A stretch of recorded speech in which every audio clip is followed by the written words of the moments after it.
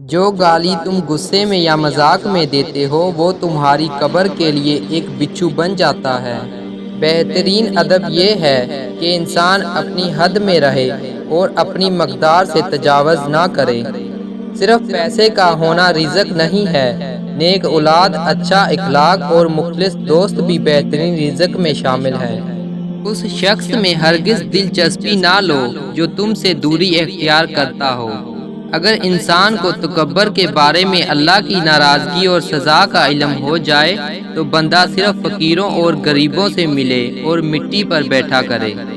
کسی کا ظرف دیکھنا ہو تو اسے عزت دو، فطرت دیکھنا ہو تو اسے آزادی دو، نیت دیکھنی ہو تو اسے قرض دو، خصلت دیکھنی ہو تو اس کے ساتھ کھانا کھاؤ، صبر دیکھنا ہو تو اس پر تنقید کر کے دیکھ لو، خلوص دیکھنا ہو تو اس سے مشورہ کر لو۔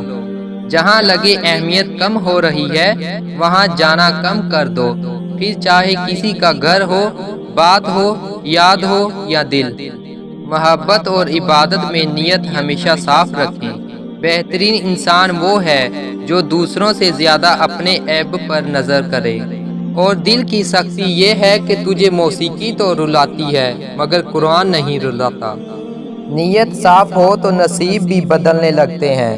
بہترین لوگ بہترین نیت رکھتے ہیں جس کی وجہ سے اللہ تعالیٰ ان کے تمام کاموں کو سنوار دیتا ہے، اور جس کام کو رب سنوار دے اسے کوئی بندہ کیسے بگاڑ سکتا ہے۔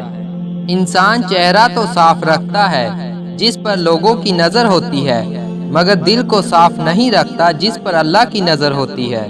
بہت مضبوط ہوں میں، یہ صرف دنیا جانتی ہے، بہت کمزور ہوں میں، یہ صرف میرا اللہ جانتا ہے۔